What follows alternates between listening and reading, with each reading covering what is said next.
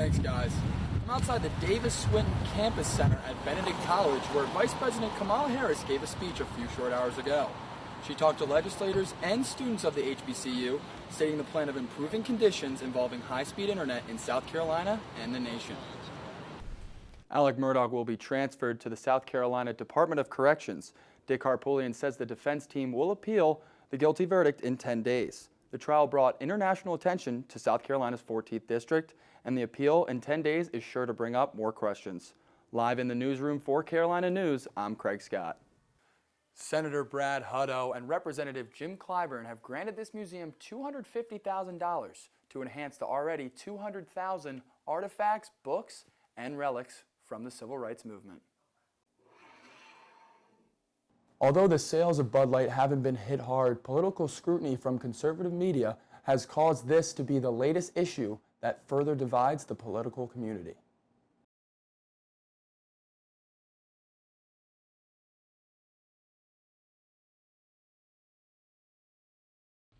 It's usually the sound of buses moving or children playing that detail a normal school day.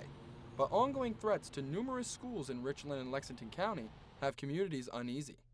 Around 10 schools have been shut down due to security threats in the past week. South Carolina Representative Jermaine Johnson says the school threats are becoming a big problem.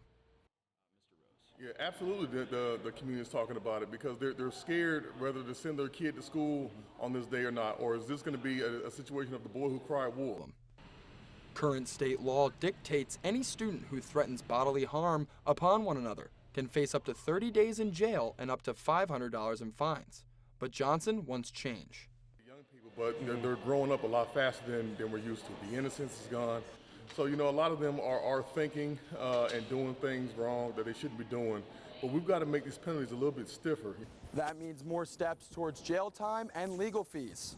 Richland County School District 2 is vowing to take steps to make safety a top priority. While Johnson is set on bulking up the punishment, Representative Seth Rose has his focus on mental health. Yes, correct. I don't think criminal laws alone are the answer. Having kids interact with the judicial system is not a positive thing. Mm-hmm. Both representatives agree a compromise is needed and reform needs to happen soon. For Carolina News, I'm Craig Scott.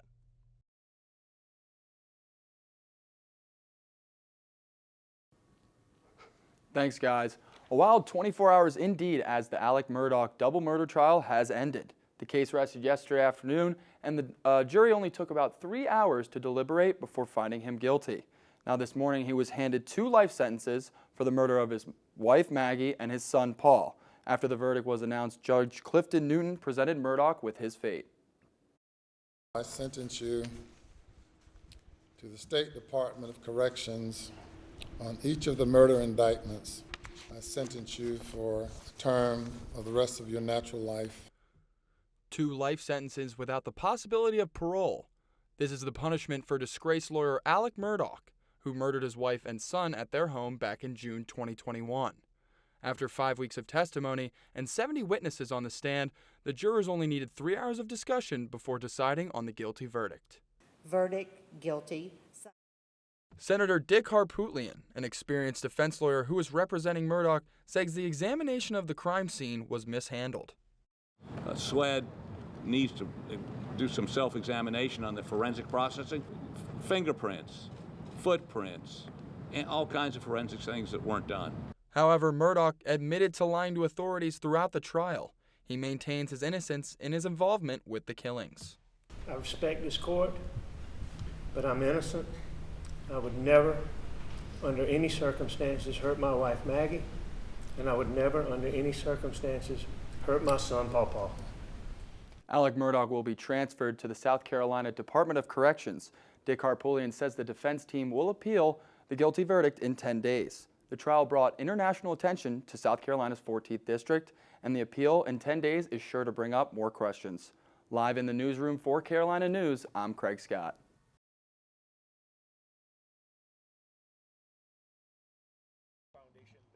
This is Cecil Williams, and he is the CEO and founder of the Cecil Williams South Carolina Civil Rights Museum. The only civil rights museum in South Carolina. Williams is one of the most famous civil rights photographers and owns over 20,000 pictures he himself took. Even with limited money, he still looks to share his history. We only had about $60,000. He started with only $60,000, but recent grants from South Carolina state legislators are set to popularize and expand this historical site. Senator Brad Hutto and Representative Jim Clyburn have granted this museum $250,000 to enhance the already 200,000 artifacts, books, and relics from the civil rights movement.